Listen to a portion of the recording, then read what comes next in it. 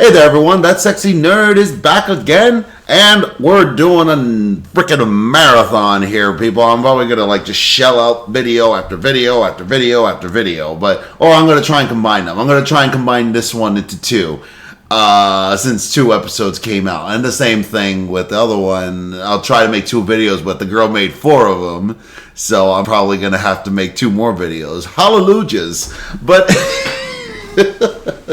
anyway. Yeah, we're doing Akain. He finally covered Invincible. I don't know what the hell took him so long. He was sick or something. I didn't really keep up to date with his thing. But I really respect this guy, and I really, what do you call it? I admire him for going, he got in, and he wasn't there nearly as long as I was. I'm still, trying to find my place here on YouTube. And he already got hundreds of thousands of subscribers already, and really good for him. But he's plenty entertaining, and really all I do is react to stuff. And I've been trying to make my channel a little bit better, but I don't know what's gonna keep you coming back. You guys got to give me some more suggestions in the comments, and let me know what you guys think of what I should cover. But anyway, yeah. I've been waiting for him to cover his Invincible. Not much to say since we watched the entire show. So why don't we just get into the episode? And remember, please, smash that like button if you want to see more sexy and nerdy content. And subscribe if you think I deserve it. And remember, sign up for my Patreon for my latest reactions to my latest videos. And let's do this thing, y'all. Hi. So Invincible Season 4 is over, and I was going to make videos as the episodes are coming out. But this was a wacky season. It wasn't bad or anything, but it was a rocky road. I'm gonna rip the band-aid off. The first 4 episodes had me worried the season was gonna be garbage. Oh my! And that's what we're gonna talk about. Yo! The second half of the season was amazing. I mean, right off the bat with episode 5, and Nolan is officially back in the show. We get the Debbie scene, we get the Conquest fight, the entire Viltrumite War. We got Thrag this season, and it was amazing. You could literally call these first 4 episodes a prologue for season 5. No, and you wouldn't be wrong, because everything that's happening in these episodes is for the sake of that season. Yeah. Now, I'm sure I'll appreciate these episodes more when season 5 drops. But right now, in this moment, as they were coming out, knowing I'll have to wait another year for the payoff, it's a bad experience. So...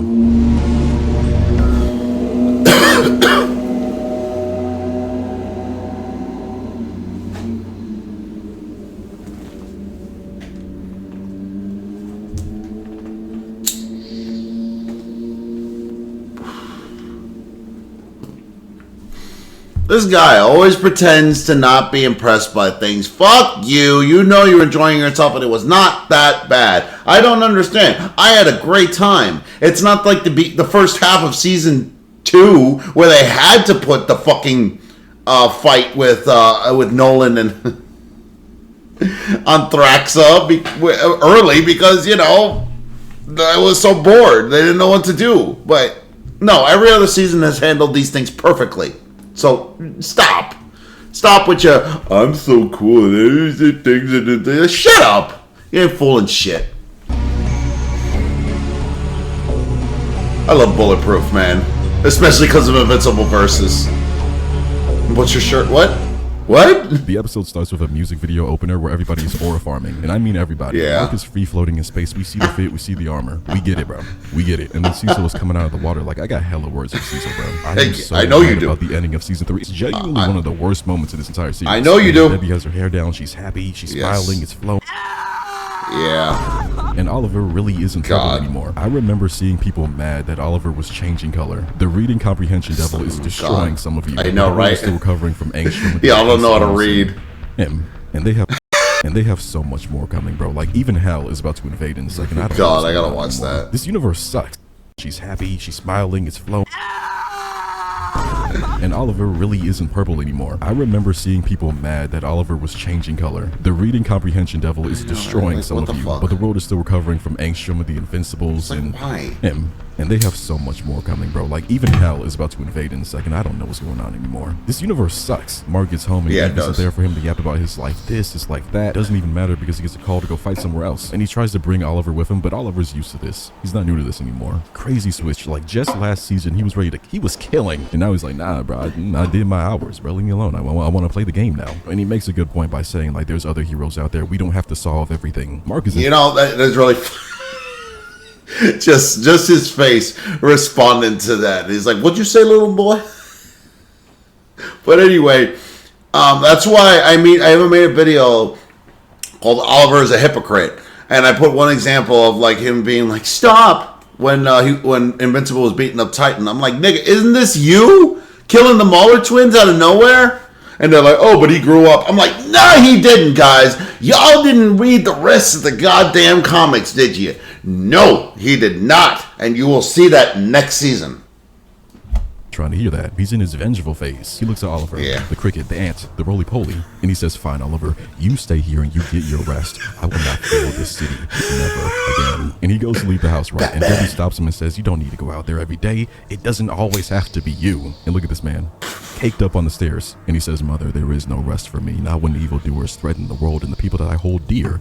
This is my duty." If only he had that mindset when the world was getting flattened by several evil versions of himself. But what are you talking about?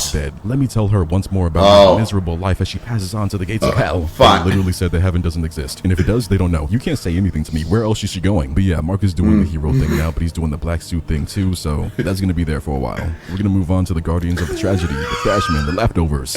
What does Black Samson do? He got his powers back and hasn't done anything since. know! 3 Black Samsons right now, I'll give you $100,000. You can't do it. Why? Because it doesn't exist. He's just you can't tell me that these motherfucking people are not racist, because they literally cut out the entire Omnipotence fight, and that is where Black Samson shines. For some reason, his fucking powers explode and is able to kill this thing, or no, push this Omnipotence guy into another dimension. How the hell are you going to do season 5 when frickin'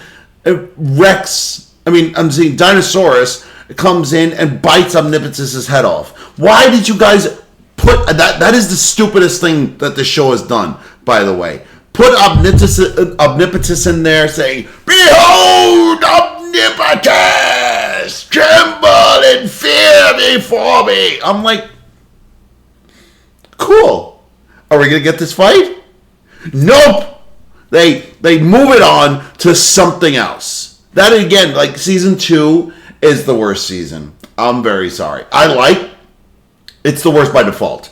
I like season 2, don't get me wrong, but season 2 has the most problems, the most glaring issues, and the worst comic omissions, in my opinion. Always in the background talking about this team is a family. We are one. This team's garbage. Yeah, it is. I miss Rex. And I know Rex is being and all that, but I kind of thought they would do more of her. She's supposed to be dead. She's supposed to be a dude, but they left her alive, and now we're 4 episodes deep, and she is nowhere to be disappeared. found. There is no way that Ray's character turned him into a lady, survived the incident, and then made him date his friend, getting Rex exploded on, and then thrown into the void. It's just not a good look. At least she lived. It's not a good look. Guys to join the Guardians again, and they're like, "But what if you pull a Mark on us? How can we trust you?" And Samson is like, "This is exactly what I'm talking about. If Cecil tries anything like that, he'll have to deal with me."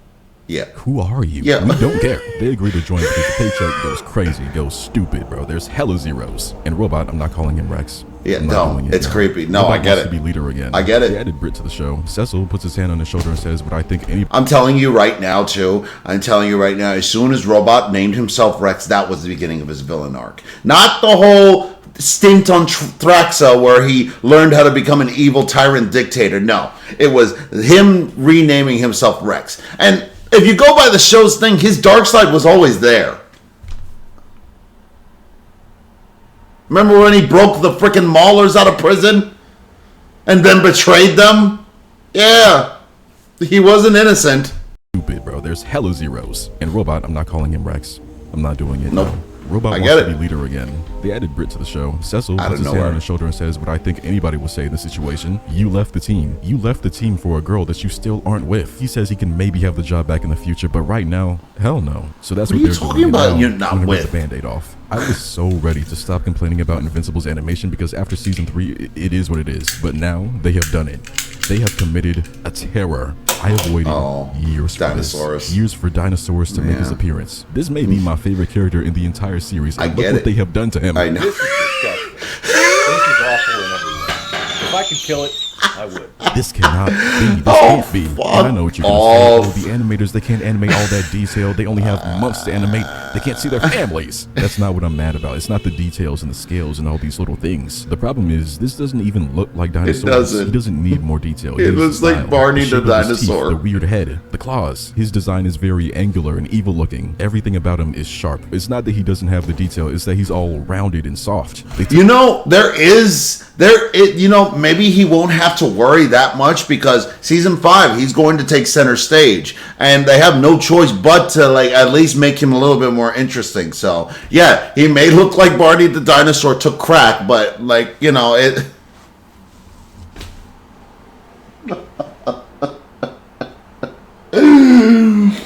not crack, meth, but he wants that bloom. He's like, I love you. You love me. Look at his swag, stolen. What the look fuck? At his fingers. The dino goat has 3 claws, and they gave my boy these nubs with nails. Are you seriously gonna tell me that they couldn't handle 6 claws? They were busy with Thrag's elite hairline. That's what they were doing. I see where the budget is going, and I'm not liking it. The dinosaur looks like this, so they can give Thrag impact frames. Frames don't even make sense. Like, why is there a skull there? Why is there? Farming it. I know. It's frames, shape ups, a fur coat, aura, everything. My goat gets nubs. I understand the style of the show is very simplistic for the sake of animation, but for dinosaurs, they cut every single corner imaginable for him. Everywhere they could do the least, they did. Except for the actor, they gonna throw it back at him, give him everything. And dinosaurs is very important. Like, don't get me wrong. That's why I didn't care. I didn't give a shit. Like, if the voice actor was bad, then I wouldn't have given a I wouldn't. Actually, yeah, you saw me. I didn't say anything. I didn't say shit. I was just like, oh my god, this is perfect. I love dinosaurs because of the way he fucking sounded. I didn't care about the damn detail. I'm not as big a fan of him as he, because he makes environmentalists look bad. But at the same time, he's still right. So it's not like he's some throwaway villain. He has a lot going on, but that's just what it is, bro. Another one falls to the animation. Oh my god. The he and Mark fight. Jesus. And, the dinosaurs Robin. about humans should all just die. He's just yapping. But at some point he turns human and Mark grabs him and he's like, I could just end it right here. Eve would love to hear about this one, but he doesn't. He puts him down and the Guardians are there too. They're looking scared. But he definitely probably should have killed that man like that. But if you can't tell, Mark is really sorry if they kill villains or not. In this universe, they keep coming back. It's just one big circle where they fight a villain, they knock him out or they leave, and then they come back, and he's tired of it. Everybody keeps getting hurt. Eve got a whole hand in her chest. He's tired, bro. I would be too. But let's keep it going. We have Eve's parents. I would rather die. I'll run through it. I don't care. I know. So Eve's father is a failure. Eve's mother is a sympathetic failure, and Eve is pregnant, but she doesn't know it yet. Her powers are like acting up. She can't fly. She can't make stuff anymore. She can't take you there. What? Why? She's essentially useless, a waste of space. And quite frankly, I think we should get her off the show. Free some of that budget up. Oh man, what could we do with that budget? What could we do? She's not going anywhere, bro. She just can't use her powers at all. And Mark is over there yapping about his life as usual. Oh, I almost killed a dinosaur guy today. Eve, please, you gotta just listen to everything I have to say about my life, please. And there's a scene with Mark and Eve's dad, right? And they're talking. This talk is way worse in the comics. It's traumatizing. If you haven't read it, you have to read it. I hate Eve's dad so much. I mean, nobody deserves this. And then there's this green lady. She wants to take energy from Earth to her planet because her planet is dying. So Eve knocks her out. The next morning, Mark and Oliver somewhat make up, and then we get hit with Paul. At the cost of my self-worth, sanity, mental health, anything to keep me alive, really. Debbie and Paul are developing more as a couple. It is sickening. So Debbie wants Paul to stay for breakfast, but I don't. But Paul wants to get out of there before the 2 aliens see him. But Debbie's like, everybody in this house is an adult. They have brains. They know what's going on. They don't care. I care. I care so much. This pains me. I know. Paul insists on leaving just to see them downstairs anyway. And Oliver is a good man. Offers him breakfast. But Paul says no. So Oliver, he says, Paul, we already know your spirit. You're a screamer, to say the least. Many moons.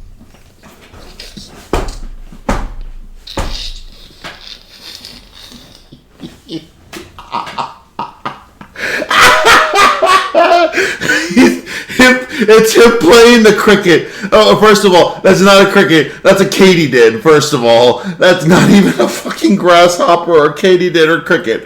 Okay? That thing is too large to be a fucking cricket, but... him playing the fucking game over and I've gone restless in my wake, night after night, day after day. You know, Cecil! If you're going to flay our mother, if you're going to howl to the moon with glee, at least be man enough to eat when it is offered to you. Have we offended you, Paul? Do you not yearn to know us? Do you not want to hear about my life, my struggles, my tales, my life? Yo! My life. Paul, what is wrong with my brother? Make one! Am I just a cricket chicken? Squashable. I think you have a choice to make, Paul. Right here. Right now. I don't know what this video is. Let's talk about that. For the third or fourth time, Eve can't fight because her powers are no good. She really can't use her powers anymore, so that budget is free now. Cecil appears and gives Mark an equal, one that won't shut his entire body down. Pushes the button, and Mark agrees he's going after fighting the Sackwoods again. The Guardians are there too, and they have this dome set up, but the integrity on that thing is falling. They're saving people, they're beaming them away, but the only real way to stop the Sackwoods is to get the main guy. Eventually, Mark gets a hold on the guy, but he can't get the squid thing off without a distraction. But Bulletproof is trying to get it to Mark so he can do the thing. But Donald is like, the dome is at 1%, Mark. What are you gonna do? There are seconds left on the clock. If one of these hundreds of thousands of things gets out of this dome, Earth is gone, and Bulletproof is flying in damn slow motion. No, he's not. Yeah. And I think he did the right thing. Yeah, me too. Way too close. Have you noticed that every time Mark fights them, they get closer and closer to Earth? Once was on Mars, the other in space, and now they're on the planet. They're on the planet! The first one was just the Martians, wasn't it? They're aliens. All aliens are the same. But yeah, bro, they had no time left. The dome was about to explode. How many times are they gonna fight these things, bro? It's just, it won't stop. And you want to talk about villains that keep coming back? Let's talk about Conquest. Conquest escaped. God. To no one's surprise, because very easily, he woke up and said, "The boy kept me alive. It must be the plot. I am out of here." And genuinely, what else was going to happen? To this day, this part of the story makes no sense to me. I know. Watch that man take down the 3 strongest people on the planet by himself. Conquest only lost that fight because the plot demanded it. God reached his hands down and blessed them, and Cecil still kept him alive. It doesn't make any sense. I don't understand. People say that Cecil wants information about the Viltrumites, how to beat them or something like that. Anything. Cecil had a good reason. We should be keeping him alive. No, bro, this is just bad writing. No, that or Cecil is dumb. You know, it's especially bad. This just came to me right now. He fucking has. Okay, first of all, this really opens up a lot of questions right now. Cecil literally has a goddamned receiver to trigger a Viltrumite's weaknesses. Right. So, let me fucking understand this. You have a cheat code, and you didn't use it when a bunch of fucking invincible variants who have the same weakness, some of them are weaker than your current Mark was right now, and you still decided to use it only on a few of them? Why did you mass produce that shit? Well, okay, fine. You probably didn't have the time, but you should have at least, given it to Mark or gone to everyone else with this damn thing and just literally soloed everyone. You could have soloed Conquest. I mean, he was vulnerable to the noise because freaking Mark hit him in the head and was hit him in the ears and was able to push him away with his foot at one point. So yeah, it is still a debilitating weakness for him. It could have worked. So why the fuck didn't you use that, or at least why didn't you use it when you kept him contained? You should have kept the thing on blast. Regardless, he would still be healing or something. Like, this guy's a cold genius, but here he's a fucking dumbass. Wow. I never really put that much thought into it, you know? Which he isn't. Like, did you notice that they didn't even do anything that could keep Conquest down? They could have took off his arms, his legs. Nothing. Why didn't he put the implant in his ear like he did to Mark? No extraordinary measures. But they put Conquest under a rock and called it a day. That man is stronger than anything they've ever seen. Put him under a rock.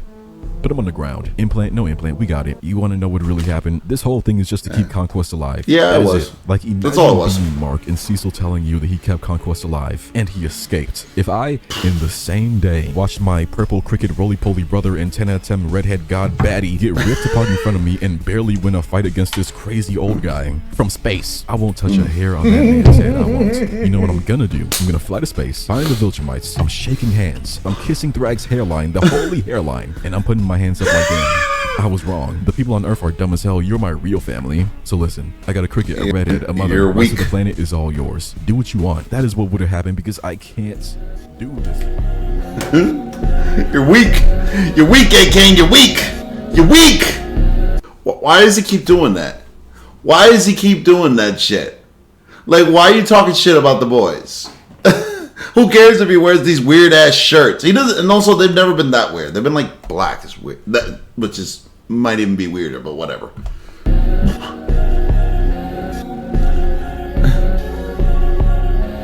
Yes, that was one of my favorite episodes. So this episode covers Alan and Nolan's return to the show. Isn't that crazy? Nolan hasn't been a main character in the show since season 1, and ever since then it's been 1 episode per season. Before we see them though, we see the Viltrumites, hundreds of years in the past, and the event that took them from billions to 50 members. We see the planet, the people, the slaves. The opening finally shows us just how crazy the Viltrumite civilization is. And mind you, this is their planet. This isn't one they conquered, this is theirs. This is how they treat each other. First we see one of the worker guys catching his breath. That man is tired. He needs some water. He gets deaf. He was gone the second that box hit the ground. And then they just carry him away like nothing happened, like nothing changed. And then we see young Nolan teaching the young Viltrumites about their goal. I mean, again, that's really stupid. Because if you, like, I understand that you have to maintain a level of terror, level of order and whatever, but if you kill your entire slave force, you're eventually gonna run out of slaves, you dumb fucks. Emperor Argyle. White people. Argyle or Argyle? I'm gonna say Argyle. No, Argyle. Somebody typing in the comments. No, it's Argyle. It's he was Argyle. slain by the betrayer. They call him that because he betrayed Argyle and slayed him. So naturally, after losing their leader, they fought each other to the death on a mass scale, killing the weak from the strong. That might have happened when Argyle was alive. I don't know. The lore doesn't matter, gang. It didn't work out for them, did it? Then it did not happen during he was alive. You there, melanated one. Why was the purge a blessing? Answer carefully. Or you can join the dead. Always him. He always her on the head, ready to cave. Always the black. Always the black ones. The other kids are they're like, racist as hell. They're like, ooh, I would have answered that on the spot. He should just do it to her. They are so ready to be violent at any turn. The slightest error is cause for splitting you in half. Think of the cortisol levels. Living like this, it is no wonder Nolan switched up so fast. 1,000 years like this, and then going to Earth. You're watching Brand New Day, eating pizza, living with an Asian baddie, and all the villains on this planet are light work. Me, I can't go back. I won't go back. They're gonna have to drag me out of there kicking and screaming. But the girl answers right with, because it made us stronger. And look at his face. He's mad that she got it right. And after their training is done, whatever you call this, he sends them away, says find food and shelter until tomorrow's training. So you don't even get a home, a meal. No. And they had the nerve to tell Mark that, oh, the Viltrum Empire will come and make Earth perfect. They will thrive. Name every Viltrum right now or I will kill you. God, I want you to mess up. I want you to mess up. And then Nolan's parents come up to him to fight him to the death because it was his birthday. They gave him his college grant. Planet for 3 minutes, maybe. It's just a horrible place to live. It really is. Right here, right now, that he is strong enough to serve the Viltrum Empire, or he will die by their hands. His mother is straight up trying to kill him. You see that knee to the face? And his father is gonna pop out from the shadows, clotheslines him into a hold, but he breaks out. It's a smooth combination. His mother is again going for the finisher to get him out the way. And now I gotta watch as they start beating him. This impact is horrible. But Nolan manages to pick a rock into his mother's eye, and that gets her to chill out. And for a second it works, with an assist of course. Now his father is actually trying not to kill him, I think. He's standing there in the background a lot of the time. But the mother is going for it, dang. She starts doing the same beatdown to Nolan that he did to Mark. It runs in the bloodline. I know. Her father stops her like, he fought well. Let him live. And she's like, I never want to see either one of you again. It's so funny that she would say that. Yeah. But again, like I told you, and I don't know if I shared this theory about with you guys on this video, but in another video, I say that she carried the blood of Argyle, not Nolan's father. Nolan's father may look like Argyle, but he still died during the purge, and you never see this bitch again. You don't even see her throughout here. You know, they would have like focused on her body or something like that, but they specifically, like, she's gone. She's disappeared. I don't know. Maybe she was in the purge. Maybe they lost it. Maybe Nolan never found her. Who knows? But I don't know. That's a little suspicious that it didn't show her again. The next day, he gets a promotion and he goes to these barracks, and mid-introduction, one of the guys gets sick. He's like falling on the ground. He's bleeding through his eyes. and everybody thinks it's a game. They go outside and the entire planet is going to hell. The Viltrumites are just dying, bro. They're dropping out of the skies and everything. Earlier in the episode, we saw some pods hitting the planet, and then the Joker gas comes out of them, right? And it's finally made its way into the ecosystem. So now it's an extinction event, brother. And I know the Viltrumites suck, but this is still crazy to watch. Right? Watching their entire planet go to waste. It was sad. History, their friends, not friends. They don't have friends. What do they have? So many of them died. Acquaintances. Enough bodies to make a ring around the planet, and it's over for the entire race, really. Like, they've lost billions. There's so few of them left that repopulating is not an option because the babies will come out looking like the swamp folk. Even Nolan's parents died. Oh my God. They're looking up at us right now. But Nolan is telling Alan all about this. Bro is crying for the competition. But that's what happened to the Viltrumites. There's 50 of them left, 44 now, probably. I don't know. They've been getting worked out there. They stop at Alan's house where he meets his girlfriend and hit Nolan with the declothing gun.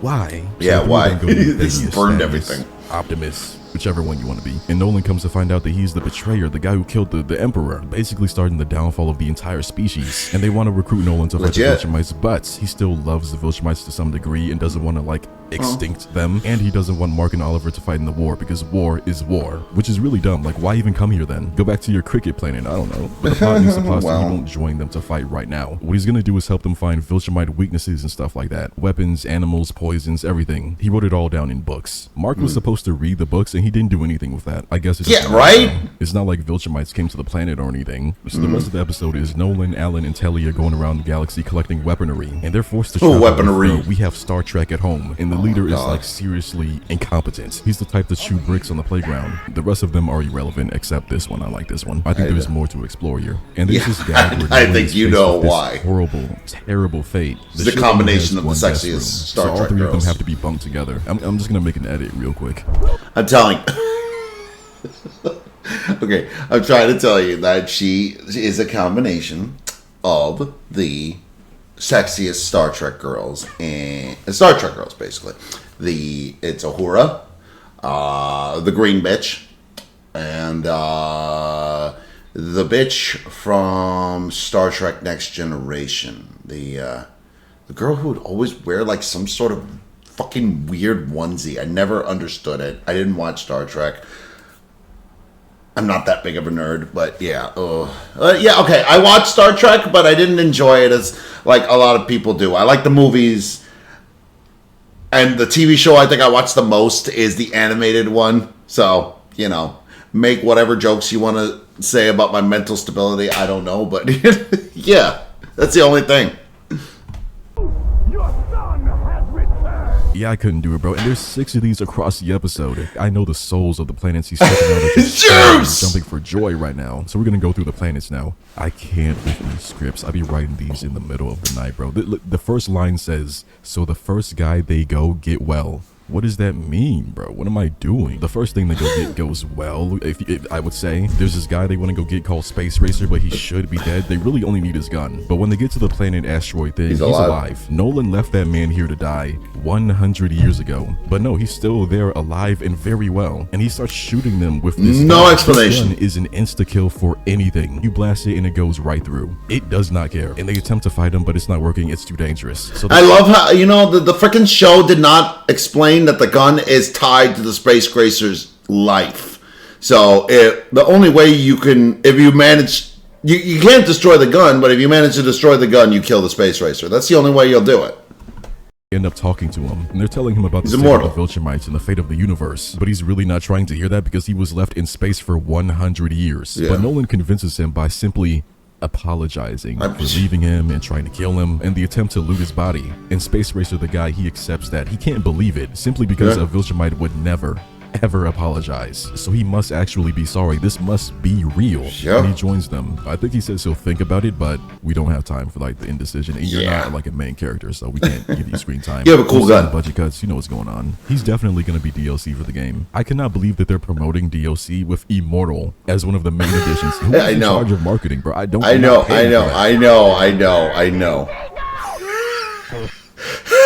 Experience Lofton. I know. Start your day with our award-winning. I know. I'm like, am I supposed to be excited about this? I mean, I understand No, I don't understand why the hell you would hold him over. I don't understand that at all. I mean, I love the game, and also my thoughts about that. I love the game, but my God, it's so hard for me to get used to. I couldn't even beat the damn thing on hard mode, and usually I go into games playing on hard mode. This one, I couldn't handle it. I couldn't do it. I'll try it again, but like I had to do the whole freaking story on normal mode, and it just felt too easy. It was fuck. The next planet has a bunch of bugs with something in their shells that weakens the characters, so we can't give you screen time. You've seen the budget cuts, you know what's going on. He's definitely going to be DLC for the game. I cannot believe that they're promoting DLC with Immortal as one of the main additions. Who is in charge of marketing, bro? I'm not paying for that. The next planet is with something in their shells that weakens the Viltrumites. Nolan was supposed to kill them, but he missed a few. I don't really believe that, but he forces the Cyclops to get down there and collect them all. I wonder why. Any room for one more? Hell yeah! There's another planet with creatures that can kill Viltrumites. Not in a literal sense because they're all dead. Apparently the Viltrumites found this planet, realized these things were a problem, and pushed the planet closer to its sun, evaporating the water and wiping them all out. How? Myself when I conquer planets. Don't worry about it. Next, they meet the civilization of Iron Man. They're another species that the Viltrumites tried to turn into. That is good. Two of them are holding Alan and Nolan at gunpoint, but again, Nolan simply says that he is sorry. And they are astounded. This must be real, they say. A Viltrumite would never. But they can't help because they're still rebuilding. Thanks, Viltrumites. Thanks, Nolan. But one of their kind is on Earth, and they'll help you, they say. You can have the one. We can't spare not one more. So whenever they go back to Earth, you know, that's there. So that's like, what, 3 out of 4 right now? Yeah, no sound, huh? They try to recruit them, but they forget that they left that man in the vacuum of space. Nolan is tired of the crack of 87 over there, so he wanders the ship and finds a whole room free for the taking. I would have been aggrieved. He goes to the goofball captain and he's like, "Oh, I thought all 3 of you were a couple of sorts." Fortunately, he's a changed man, and he only throws a pillow. You know, I don't know, bro. I can't. And like also, like biggest missed opportunity. I know I'm not that big of a Star Trek fan, but you literally have both a ripoff of Worf, Lieutenant fucking Worf of Next Generation. I don't know if I'm saying his name right. Versus the actual fucking voice actor who plays Worf. I'm not even kidding. The voice actor who plays Battle Beast plays Worf on Star Trek. It's like, why? Why didn't you take the opportunity? Just why? Fortunately, Nolan is a changed man, and he only throws a pillow. You know, I don't know, bro. I'm taking 2 fingers. We wrap up the episode with the final planet. This one has Ragnars. They're super violent goblin things. They can easily rip through Viltrumites. And now this should be simple. This should be in and out because the Viltrumites put a disc between the sun and the planet. The Ragnars are cold-blooded, so they're frozen in place. All they have to do is grab a few, throw them in the trunk, and leave. But the ice is just a little bit too tough. So Nolan asks Telia to tell the goofballs to move the disc slightly to the left, so they can carve them out but keep them frozen. This imbecile, this conehead, he says no. I failed, Nolan. I must make this right. Gentlemen, blast the disc with maximum power. He's working. Energize! He has to be. So Nolan and Alan start dying because the Ragnars wake up and they get right back to the game. Frozen for 100 years light work. Right to the body. And I know what you're thinking, like, why don't they fly away? The gravity on this planet is like double or triple. They can't just leave. And the Ragnars have adapted to this planet, so they can jump really high despite the gravity. So even when they do try to fly away, they get dragged right down. But there is this one scene where they do fight off the Ragnars and get a solid minute of peace, where they sit there and do nothing as the Ragnars unthaw and run at them. I'm not making this up. They're just standing there. They're free to go. And Alan says, "What do we do?" And Nolan's gonna sit there and say, "We die. Or you can take this opportunity to fly away." They don't. They just sit there and get mauled. They are getting torn apart out there. It is horrible. So Talia takes control of the crew because this man is working for Thrag. He wants to see the barber. He wants to be brought back. But she takes the ship and she blocks. He wants to grow hair. This freezes the Ragnars and allows them to flee, where they then start threatening the captain's life. Nolan specifically has had it. And bro was like, "Oh, but you are a good Viltrumite. You've changed. You may meet the god I once was." But they spare him, and that pretty much ends the adventure. I don't know if they went back for the Ragnars. Probably not. It's Cecil! They did. Nolan is distraught over the extinction of his people. He's like, "Alan, we did genuinely save some planets. We did good. Rarely, sometimes, maybe, and that very well may be true. Like, I don't think that they just doomed every single planet they were on, but overall, the Viltrumites are terrible people for no reason. Nobody is telling them to go around the galaxy just... They really just woke up one day, looked at the galaxy, said, that's ours. It's mine. And they don't even like each other. Like, what is this all for? What is the end goal for the Viltrumites? What does their perfect civilization look like in the end? One where you can die at any moment for being weak? That's terrible. I do like how the episode tries to bring some humanity to the Viltrumites, because they're not beyond changing. Their problem is they need to get away from each other. Their way of life is not sustainable at all. Nolan completely changed after a few years. You honestly just figured out the entire series. Because that's literally what happens. Like, spoilers here, like, the remaining Viltrumites all get together with humans and become good. Yeah. Literally as simple and as easy as that. Trust me, there's more problems that happen, but, you know, yeah. They all go the Nolan route. They need to get away from each other. Their way of life is not sustainable at all. Nolan completely changed after a few years. Conquest literally said that he doesn't like his life. He is literally miserable. And when we see Thrag later in the season, that man is going crazy, bro. He's holding on to that skull. He is losing his mind. Did you see the way he screamed no when he almost lost that skull? At any point they can change. They just need to get away from this hive mind thing that they have going on. It's all there drag. are people out there that hate and fear them so much that they brought their population down from billions to 44 now. One of them is a cricket. If this isn't a wake-up call, I don't know what is. It was not a wake-up call for them. The only one who seemed to get the fucking message with Nolan. And that was after he fucking lived with Debbie. It's ridiculous, you know? They're crazy people. Keep on going, bro, because they're still together sharing this mindset. They have lived like this for so long that they don't see any other way to live. So all of their good qualities are buried deep down there, bro. So now it's to the point where everybody is like, let's just kill them because they're not getting it. They don't get it. I wish I could talk more about the Viltrumites because I think they're what the story is really about. So much of the story ties back to them and their history.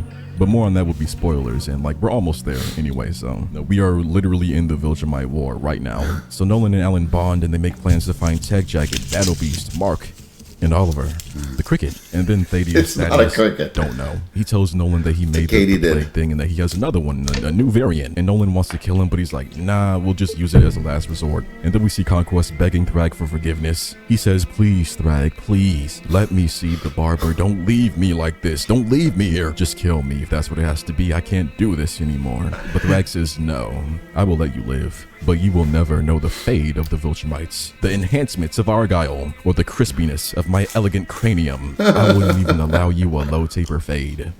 It's a sad sight. Conquest is doomed.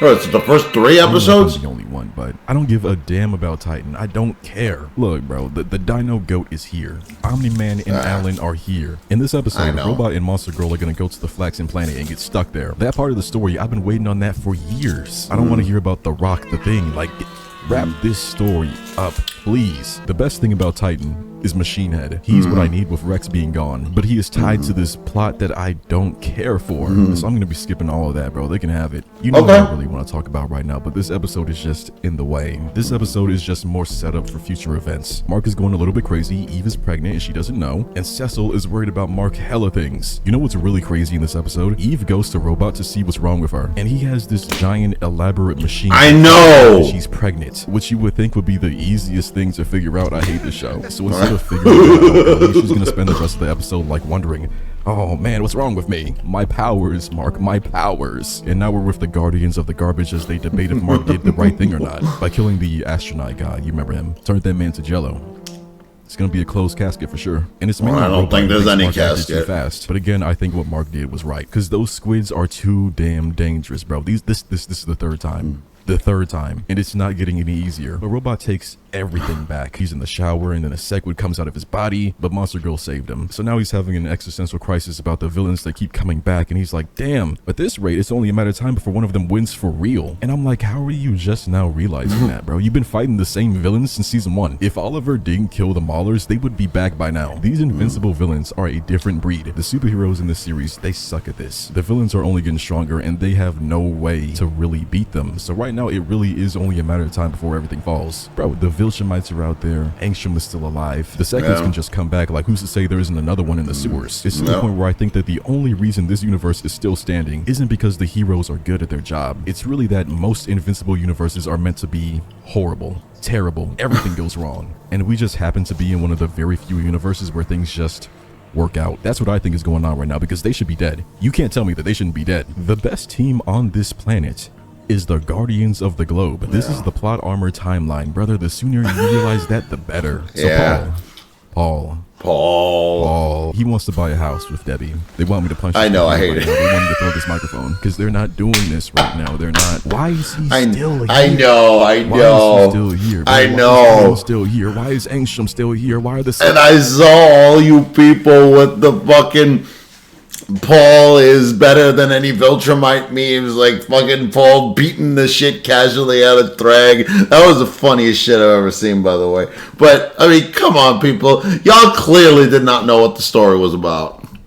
Liquid's still here. There's so many things in place that don't need to be here anymore. If Nolan doesn't come back to Earth and immediately kill Paul, throw the entire show in the garbage. 0 out of 10. That's how I'm feeling, bro. Well, that's what I want to see. We're just gonna okay, Titan. That doesn't happen. We see Titan and his family get jumped. Nice. I don't care. You know what? I can't even pretend to care, bro. I'm gonna skip it. And after that, Cecil and Mark are having the exact same conversation about morality, reforming villains and things like that. And I am I'm tired of it. Here's the deal. Here's where I'm at. You can't save everybody. You're gonna have to kill bored of everything. That's just what it is. And if you don't want to kill the villains, don't complain when they come back stronger and start killing all your friends and family one by one. And it is okay for villains to reform into heroes. People are only ever against reforming villains when those villains are villains that they don't like. Like, how many people, despite everything Omni-Man has done, still love him? He's still their favorite character, even though he has 1,000 years of just murder, and then going off to bug planets and having bug babies and being like, Mark, I need you and your mother to raise your little cricket half brother. You can do that for me, right? I'm gonna be carried off and killed by the Viltrumites now. Debbie didn't let him forget it. Man, why? Because he changed. You know who I love, bro? Take Pathornax, for example. He was hanging out with the rest of the dragons. They were doing damage, bro. But when the blades tell you to kill that man, what do most of us do? We download mods and kill the blades instead because the blades are annoying as hell. Pathornax is a chill guy. He even helps you beat the other dragons and drops these bangers. What is better, to be born good or to overcome your evil nature through great effort? To overcome. What do the blades do? They just sit there ordering you around like they own you. It's the audacity. Dispatch is all I didn't know you were Dragonborn. Some real characters. Killers, bro. Psychos. They're threatening you. They're threatening each other. They're threatening the clients. One of them tries to burn you alive mid-game, and that game is all about reforming them and making them better people, and people loved it. They did everything in their power to help these characters. So my question is, are we reforming them or not? Is it okay I gotta play that game or not? Because I can't stand that Mark keeps complaining about the Rhiannon and Darkwing 2, but when he sees his father again, he's giving out hugs. That man called your mother a pet, threw you through a train, hugged him. I understand why.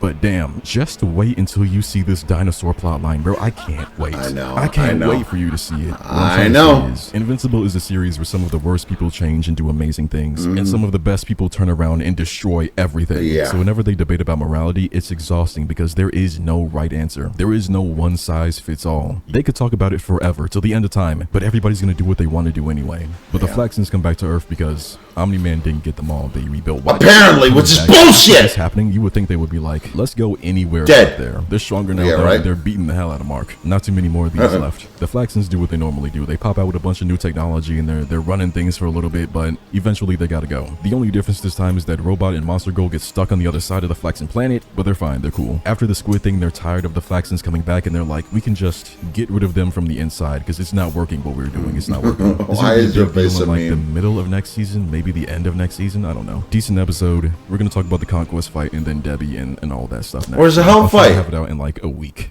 Believe in me. Damn. Believe it! Okay, I'll save my thoughts for the end of the next video, but we're just going to get right in. I don't understand why he won't do the Hell episode, but because I liked that episode. Am I the only person who liked that Hell episode? I loved it. I fucking loved it. It was great, especially you play Slayer in the background.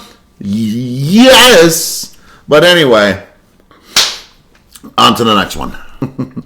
This is not even from that, is it? It's from the boys, right? We're covering the conquest fight Debbie. and the entire episode. If the last video was about how mid the season was, this feels like the story really getting back to it. Like, yeah, the conquest fight happens, but we have the start of the Viltrumite War, Debbie and Nolan finally talking after the pet incident, Oliver meets Nolan, Eva's still pregnant. Everybody is doing what they need to do in this episode. There's so much emotional depth, seasons of build-up finally paying off. This is all I've been waiting for. This is all I wanted, and thank God it is, because that last episode was horrible. Protein tubes.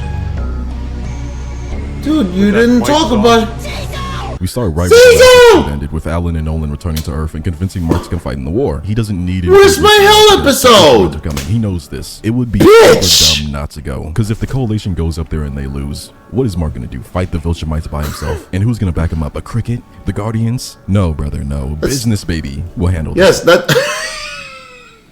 Business, baby. But that's me. I'm like, why the fuck aren't you doing that episode? At least acknowledge it. You acknowledge the first 3 fucking episodes. The 4th one was better than the 3rd one. And you didn't even talk about, like, him punching Titan into oblivion, but whatever. I don't care. It's just not happening. He has to go. But the first troubling aspect of this episode happens when Nolan is like, thank you, Mark, for joining my space rebellion. But before I go, I would like to talk to my former pet, or your mother, in simpler terms. He didn't say it like that. Everybody is looking at him like, don't do this. Why would you do that? Yeah, why would you do that? He's like a super duper Viltrumite now. Take that W and leave. Why do you want to go down there and complicate things? But he's like, guys, I have to go talk to her. Don't you remember my iconic panel? I miss my wife. I did that. That was me. And they let him go since he's so adamant on doing it. But Mark is like, is this for you or for her?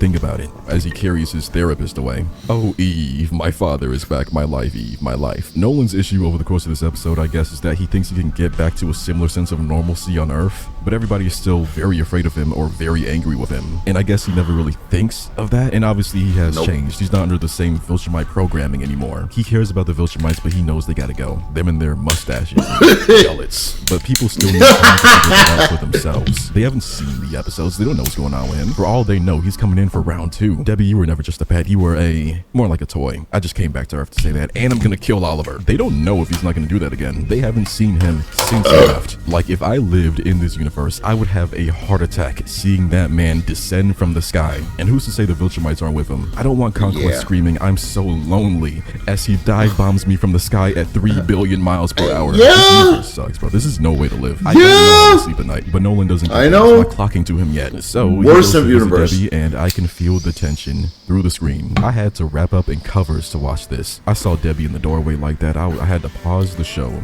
and pace for a second. This is no good. This is a bad position to be in. You saw me. You saw my face when fucking Debbie just came out and just opened the door for him and walked away. I'm like, listen, I grew up with reactions like that. Freaking Hispanic people, like Hispanic women. I've dated mostly Hispanic women. When a woman does that to you and just leaves the doorway and doesn't even say hi to you, you are in the deepest puddle of the core of the brownest part of shit that you could possibly be in. Leaves the door open and walks away like Jack Baker. I'm not going in the house. I'd rather get into a cage match with 2 Ragnars. I know. What's that song that's been trending recently? The one that goes, I think I'm gonna die in this house. That's all I'm hearing right now. There is nothing in there for me. I am scared. No. He goes in and starts. Me neither. Oh, I'm sorry. He was scared. You a pet. And I can't even pay attention because Debbie is hunched over the table hitting the pose. Clearly charging up her ult. She's not feeling anything coming out of his mouth right now. He's basically giving Debbie the rundown of how he's changed, how he wants to make things right. But after a while of him talking, I'm like, oh, she's doing the thing where you wait for somebody to like slightly mess up with their words so you can use that as a launching point of rebellion. A linguistic all-out attack, if you will. And sure enough, it happens when he says, I would like to repair the damage I've done, or something like that. And she repeats it slowly. Repair the damage? Debbie said calmly. Ref, it's game over. She's Yeah. mad. She hates the apology. And the fact that he's about to take Mark to war where he may die. That thing he does all the time. Everybody knows he can't fight. He literally died in the first battle. Who else but could accomplish that? And another thing, she's wrong. He's not taking one, he's taking the cricket too. Double homicide. Yeah. You need to leave. Hold on, gang. I'm just making sure that we're all on the same page. She's like, Nolan, what do you really want? Because you can go now. You can get out of my house that I paid for with my money, not your little bucks. And I would have been honest. I would have been like, I have come back to harvest my rice fields once more as the space lands have bored my broken soul. Now, obviously, she wouldn't go for that, especially not the way I put it. But he does want to get back with her. That's really why he's here. I miss my wife and all that. But Debbie is not even in the headspace to consider any of that. He really did a number on her life. And now, if Mark and Oliver don't come home, that's it for Debbie. What does she have? Do you remember how she spent season 2, walking around like a zombie, going to groups and stuff? It was bad for Debbie, it was. And as much as I hate it, she is just now getting back into dating. And here he comes flying down from the sky talking about, I need pictures of Spider-Man. And then she brings up the bug lady and that whole thing. And he says, that was a mistake, Debbie. Which was like the worst thing to say. The worst thing he could have said. Out there, bro. It's like watching every single speech check fail in Fallout. And he finally just says he missed her. And she starts losing it. Punching Nolan until she breaks her wrist or something. Debbie. The acting is phenomenal. And then she says right after that, she says, am I still your pet? I would have messed up real bad here. I mean, if you want to be, I don't know. I know. You need to leave. I mean, blatant failure. Definitely one of the best scenes in the show, though. It I is, really yeah. This moment, and in the I'm show. Disappointed. After that, we meet Tech Jacket, who is a girl now. We're gonna come back to that in a minute. She's down to go to space, though. That's all you need. Who cares? He talks to Debbie about the war, and he has to go. Neither of them has any objection, and the only issue is when Oliver comes home and realizes that his estranged father is on Earth and hasn't bothered to visit him. Straight up didn't do it. And Mark is like, maybe he didn't mean anything by it. No, brother. He denies my cricket origins. He denies me this war, and now I seek the destruction of Omni-Man. Zeus. Take your body down to the ground. Let's dance. Let's shout. Take your body down to the ground.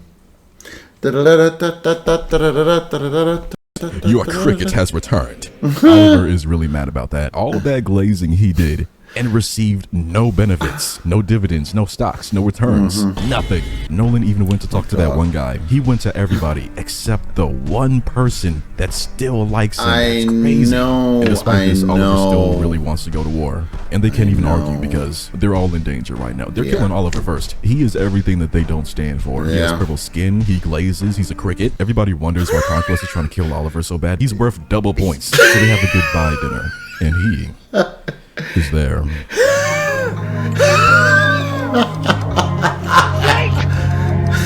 And then Mark and Eve, we gotta see them. Do you want to just repeat what you just said to me? I said, here's your pink drink, and what else is pink? It's not That's that so gross. I know what that means. No, okay, it's just a question. No, you winked at me. Yeah, because you didn't know that our strawberry cake pops are also pink. No, that's not what you meant. I know. So Mark is What the fuck? Really fast process. What's that? Chill about it. I need to reread the comics because Mark and Eve's relationship is so tame in this show. It's like they were more interesting when they were friends, because overall they did get more development. In the beginning of the comics, Eve was Mark's very first superhero friend for a while. They were a team for a minute. A lot of that stuff was cut or minimized from the show. Yo, There was this you part in the don't- comics where Mark and Amber visited Eve in Africa because she made a mansion. Yes. She went out there to flex on the locals. Yes. I made that last part up. She wouldn't do that. But No. damn, bro, it feels like so much is missing from them. But it should pick up in the next season because things start happening. Horrible things. The next day, Mark and Oliver are getting ready to go. Nolan and the gang are getting very impatient, and they don't know Oliver is going. And speaking... Hey, Kane, you don't know what the fuck you're talking about, okay? It is not anywhere different in the fucking show. So what? Yeah. Well, you're right about that. You're right about that, but they still are the best couple, and they still are better. They have better chemistry than him and Amber. Are you saying you prefer he was with Amber? Shut up. Like, you were bitching. Everybody's bitching about Amber. Everybody's fine now. Of Oliver, he's acting like he's about to go on a crazy, wacky adventure. He has a suitcase, he has games, books. Debbie even gave him homework. What may be his final days, she's giving him equations. This must be the influence of Paul. Yeah, probably. No, that's Debbie. Come on. Fuck off. Fuck off, you know that was Debbie. He's saying things that are... Debbie is literally one stone's throw away from Chi-Chi from Dragon Ball. I'm telling you, fucking Mark is Gohan and Oliver is Goten. Except, you know, better developed and not a waste of space. Let's be honest about that right now. Goten is nothing but a waste of space. After the Buu Saga hit, like, he wasn't even that important in the Buu Saga. They thought he was important in the Buu Saga, and then what the fuck did they do? They're like, oh yay, Gotenks is coming. Oh, Gotenks is irrelevant. Gohan comes back. Oh, wait, he's irrelevant. No, we're just gonna use Goku again. Toriyama. I love you, but, oh man. Getting to me, Debbie tells them to come back safe, and Oliver is going to open his mandibles to say, don't worry, mother, I will keep Mark safe. And literally 10 minutes later in the episode, mix that through. Mix that through. Stops it from sticking together. And Oliver is nowhere to be found. He's talking right now. It means nothing. And Paul is still there. Why is he always there in the background lurking? They finally fly to the ship. Oliver hasn't been to space in a minute, so he's looking at this rundown ship like it's GTA 6. Until Nolan shows up and says, send him back to Earth. Why is he here? And Oliver says, shut up, Dad. Silence from you. You're cut off. He's really angry about the not visiting thing. And now he hates Nolan too. Again, he did terrible. He went 0 for 4. And Mark says, Father, if you want your family back, your will have to be invincible. Let's chat about the first big AI agent trend for 2026. Agents for every employee. We're moving from what you'd call instruction.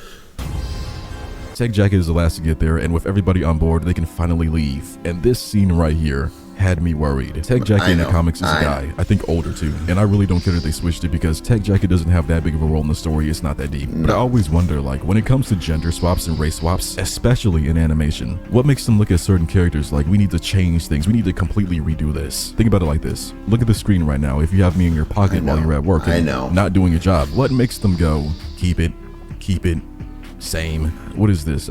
This won't do. We're gonna need to change the chromosomes and add some bangs. That'll get them to watch the show. Could be that it's just a second chance at doing the story. Maybe the writer of the comic is like, damn, there's things I would change. Like Debbie, for example. Debbie doesn't have this much character in the comic books. She's kind of just around. And there's Ray too. Like, the original Ray in the comics is nothing. Bro is just the tiny guy. And now he's Rex's girlfriend, which it was. But maybe Tech Jacket is going to be more important to the story. We'll see. But before this season ended, I had a worry because it kind of looks like they were alluding to a Tech Jacket Oliver relationship. And this is going to be a slight spoiler if you want to skip ahead. I'll put a spoiler thing on screen right now. Just skip ahead until that's gone. He goes again with a bug. Story, Oliver marries a bug. I know. And I was like, maybe they're going to put Zoe and Oliver together so they don't have to animate the That's bug what I'm life. saying. I know that might sound crazy, but the animation in Invincible is some of the funniest animation I've ever seen. Dare I say the funniest animation I will ever see. Of course, they wouldn't make an entirely new relationship to avoid animating a single character that's barely around, but it's the fact that I can't say they wouldn't do that for certain, just based on the show's the quality that could happen. And that's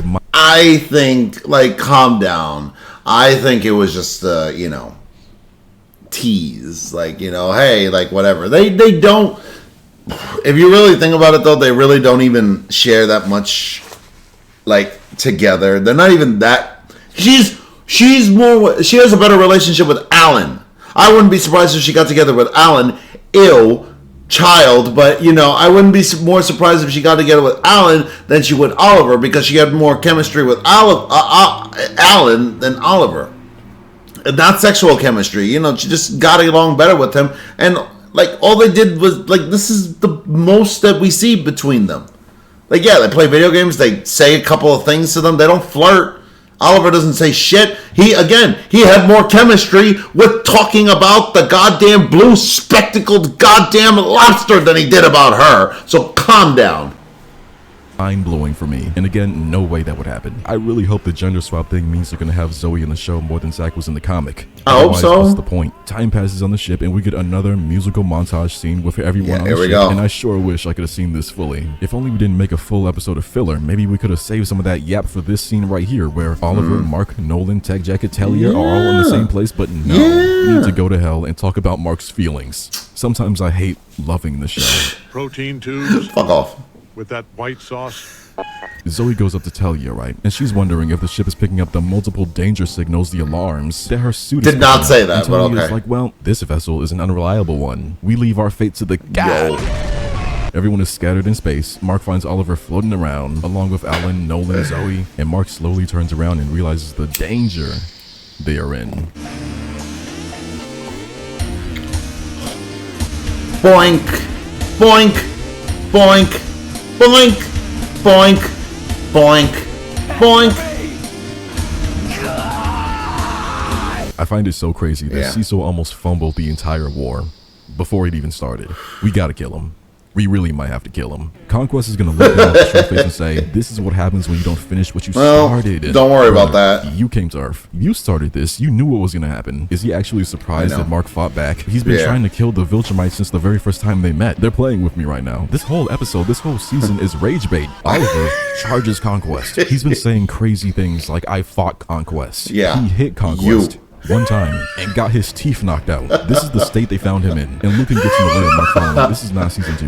He's father now. Oliver gets smacked away, and to his credit, he's mixing Conquest up. He is. But he He gets a little caught, bit. of course. And Viltrumites just love using the same moves until Nolan tags in. And it occurred to me while I was watching this episode that there was probably a lot of people who wanted to see Nolan fight Conquest. Maybe all 3 of them jump in Conquest. But it never happens. But seeing it all animated like this, they should have been jumping in. The fight we do get is great, but it goes by a little bit too fast. Alan is fighting the Viltrumites with Zoe, and this isn't their moment, so they just kind of fumble around in space until the episode ends. They could have let them kill one, like damn. Nolan and Conquest start talking, and Conquest is like, "Nolan, oh, this is a glorious day. I can't wait to kill you and eat your cricket son." And you know the animators are so happy that they don't have to animate the mouths. Every time they go to space, they probably do a backflip. They can just have PNGs over a space background. You know they're giggling over the computer making this, bro. Probably. Where's the budget going?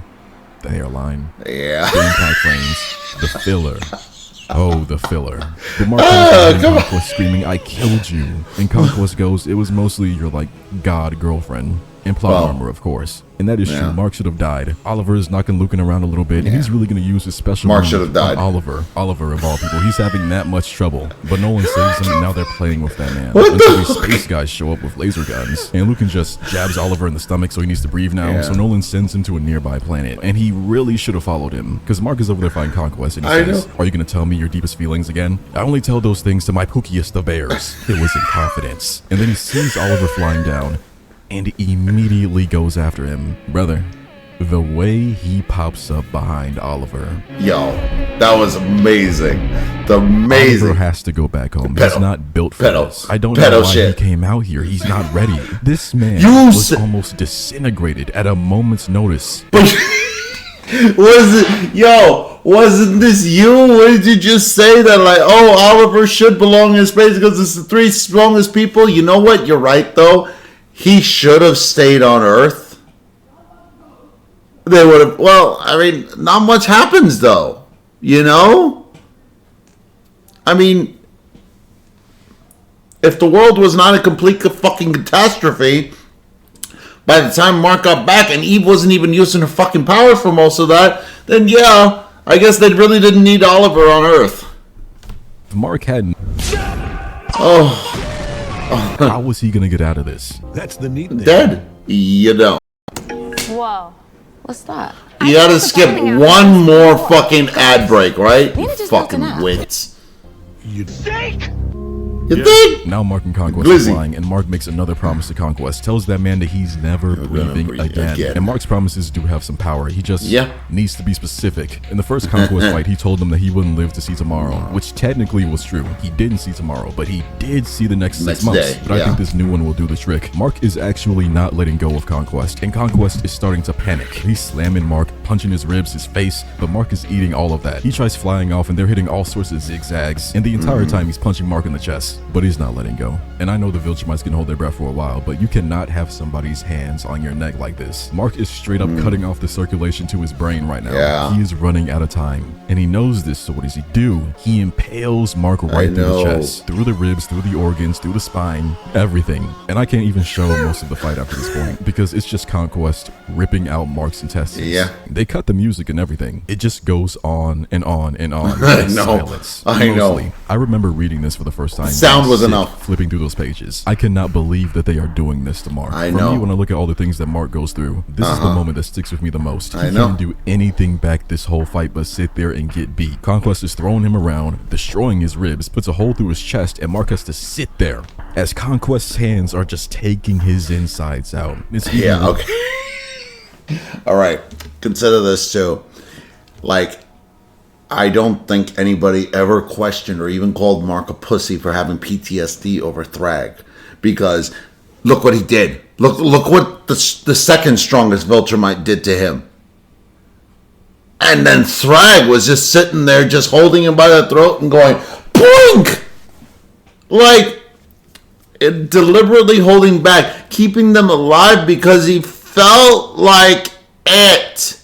I'd be scared. Well, it wouldn't take me that much to be scared shitless or whatever, but I had PTSD. I had crippling PTSD too. He's probably still going to have it by the beginning of season 5. Worse this time around because there's sounds. Mark's wheezing and crying. Cecil is so cooked if this is me, bro. I would be completely traumatized by this, to the point where if anyone even attempted to punch me in the stomach, I would just pop their head off. Flashbacks can't do it, they gotta go. But eventually Conquest dies and Nolan and Oliver show up right as it's over. I'm just staring at them like, right as the fight is over, you couldn't find him? Look at the destruction, bro. You didn't hear this? You couldn't see it? I love how this season is so intricate and so nuanced that people have been making multiple videos just about it. It's fucking hilarious. Your girl Tunes is still not done, I don't think. I mean, I'm sure she still has to go over the PTSD bullshit, but I don't know. I'm watching her next. That is the girl that I am doing. I'm doing all of her things on Invincible. Like, you know. But not tonight. That is not happening tonight because it is 12 o'clock at night and I gotta work at 6 o'clock in the morning. So, yeah. I only have 6 hours to sleep.